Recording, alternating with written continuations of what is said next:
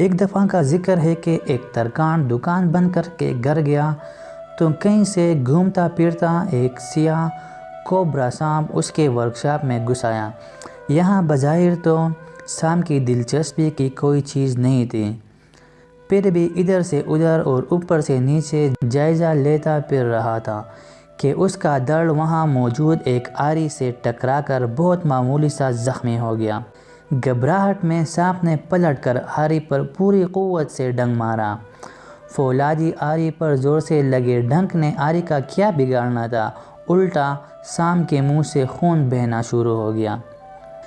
اس بار غصے اور تکبر میں سانپ نے اپنی سوچ کے مطابق آری کے گرد لپٹ کر اسے جگڑ کر اور دم گھونٹ کر مارنے کی پوری کوشش کر ڈالی۔ دوسرے دن جب ترکاں نے ورکشاپ کھولی تو ایک سانپ کو آری کے گرد لپٹے مردہ پایا، جو کسی اور وجہ سے نہیں، محض اپنی طیش اور غصے کی بینڈ چڑھ گیا تھا۔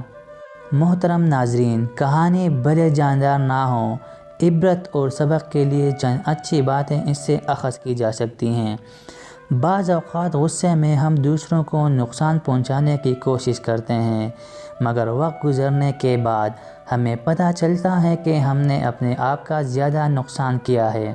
محترم ناظرین، اچھی زندگی کے لیے بعض اوقات ہمیں کچھ چیزوں کو، کچھ لوگوں کو، کچھ کاموں کو، کچھ باتوں کو نظر انداز کرنا چاہیے۔